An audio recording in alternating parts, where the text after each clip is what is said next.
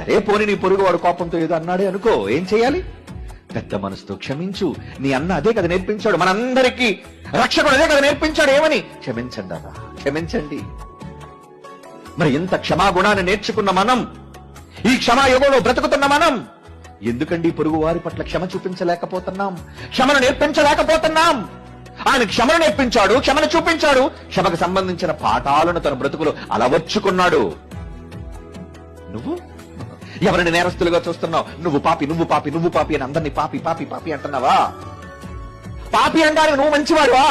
ఈరోజు చూడండి, క్రైస్తవులు మాట్లాడే మొట్టమొదటి ప్రధానమైన వాళ్ళ నోటి నుంచి వచ్చేది పాపం పాపం పాపం. పాపాన్ని నువ్వేమైనా కడుగుతున్నావా? పాపాన్ని నువ్వేమైనా నిర్మూలిస్తున్నావా? పాపాన్ని ఏమైనా లేకుండా నువ్వు చేయగలుగుతున్నావా? నువ్వు చేతకాని దానికోసం ఎందుకయ్యా మాట్లాడతావు? పాపాన్ని తీసే ఒక్కడు, పాపాన్ని క్షమించే ఒకే ఒక్కడు ఎవరైనా మన రక్షకుడు. ఆయన పనది.